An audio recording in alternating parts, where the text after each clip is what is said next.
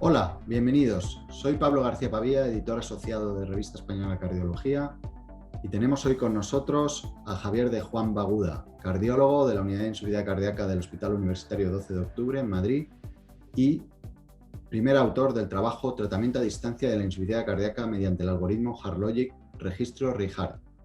Bienvenido, Javier. Hola a todos, muchísimas gracias por la invitación a esta entrevista. Bueno, Javier, queríamos hablar un poco más contigo acerca de vuestro trabajo y que pudieras explicárnoslo más en profundidad. La primera pregunta que te quiero hacer es ¿cómo surgió en vuestro grupo la idea de hacer este estudio? Muchas gracias, Pablo.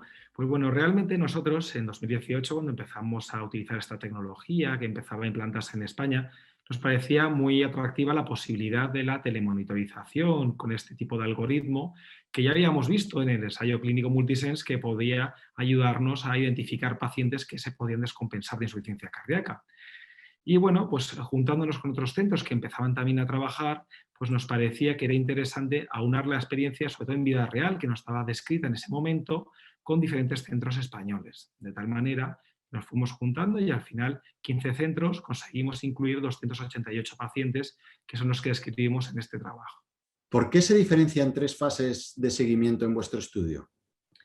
Claro, pues bueno, como os decía, desde que ya diseñamos el protocolo de seguimiento, que fue único para todos los centros, la fase prospectiva fue idéntica en todos ellos y que, como podéis ver en el algoritmo, bueno, pues hay un seguimiento habitualmente hecho por enfermería en el que una vez a la semana revisa y aquellos pacientes que llevan más de una semana con la alerta, se les llama, en caso de que haya cualquier alteración clínica se comunica al médico y en caso de que no lo haya se continúa haciendo seguimiento telefónico.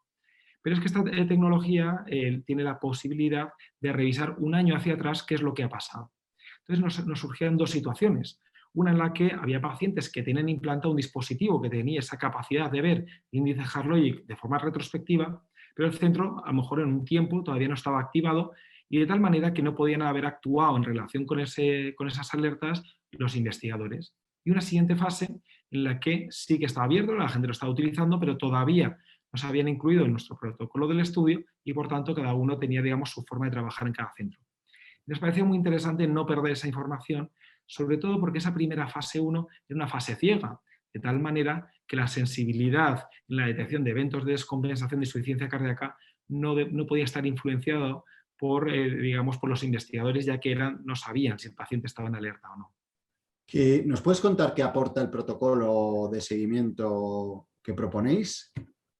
Bueno, pues como decía nosotros, en estas fases, ¿qué cosas fuimos viendo? ¿No? Por una parte, en la primera fase lo que vimos era una tasa de alertas pues, un poco más de 0,5, 0,7 alertas al año, no son muchas, menos de una por paciente al año, en el que vimos que el riesgo de descompensación era 10 veces mayor cuando estaban en alerta que fuera de alerta. Sobre todo algo muy importante es que ningún paciente se descompensó fuera de alerta, ¿no?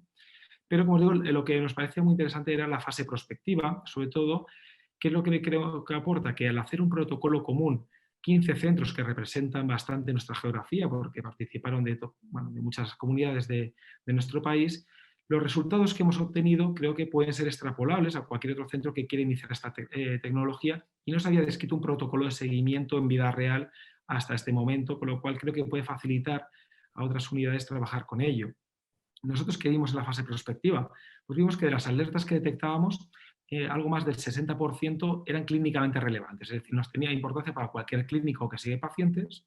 La mitad, es cierto, que eran causas que no eran abiertamente insuficiencia cardíaca, pero eran importantes, caída de la resincronización, entrada en fibrilación auricular, una infección respiratoria, y que el clínico lo sepa y lo pueda tratar, probablemente pueda evitar que haya un evento mayor, y la otra mitad relacionadas con insuficiencia cardíaca. De tal manera que obtuvimos, digamos, unos buenos valores diagnósticos, una sensibilidad cercana al 100%, una especificidad por encima del 90%, un valor predictivo positivo que es cierto que era variable entre el 20 y el 60%, y esto quiero explicarlo.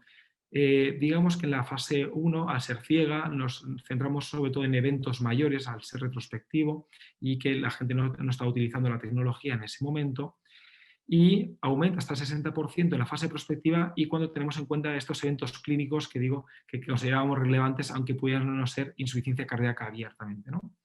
También hay que tener en cuenta que en nuestra población, fijaos que es una población estable, más del 50% está en clase funcional 2, en el que la tasa de beta bloqueante es del 95%, de inhibidores del sistema renina angiotensina aldosterona más del 90%, un 50% con sacubitril valsartán, 75% antialdosterónico, o un 80% están resincronizados, ¿no? Es decir, que están bien tratados y la tasa de eventos realmente es baja, y eso también puede haber contribuido a que el valor predictivo positivo no sea tan alto como a lo mejor nos gustaría, aunque creemos que es aceptablemente bueno.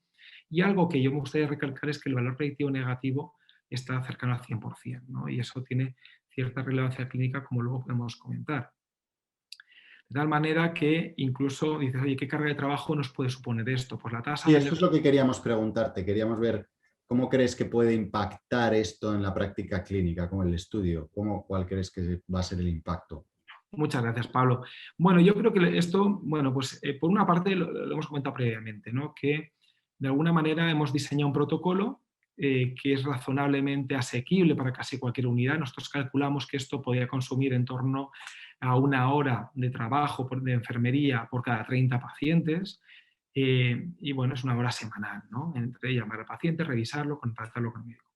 Por otra parte, la tasa de alertas, digamos, inexplicables, que no están relacionadas con algo clínico, están en torno al 0,5, es decir, pues una alerta cada 2 años por paciente, digamos, que no tenga más valor y que lo podemos resolver telefónicamente, porque eso también creo que es otro de los puntos del hospital y en la práctica clínica tiene importancia, es que el 80% de las alertas se pueden resolver de forma telefónica, ¿no? Y el alto valor predictivo negativo que tiene el estudio, que es cercano al 100%, en la práctica clínica, ¿en qué nos puede valer? En estratificar el riesgo de nuestros pacientes y el seguimiento que vamos a hacer. De tal manera que si sabemos que es muy poco probable que fuera de alerta el paciente se descompense, a lo mejor puedes dar un seguimiento más remoto o más extendido en el tiempo y centrarte más en aquellos que te parezcan de más riesgo de eventos. Muy bien, pues enhorabuena de nuevo por el trabajo, Javier. Creo que es una línea interesantísima y claramente con un gran potencial de futuro. Muchas gracias por comentar vuestro trabajo con nosotros y esperamos que sigáis tan activos y publicando en Revista Española de Cardiología. Muchísimas gracias a vosotros.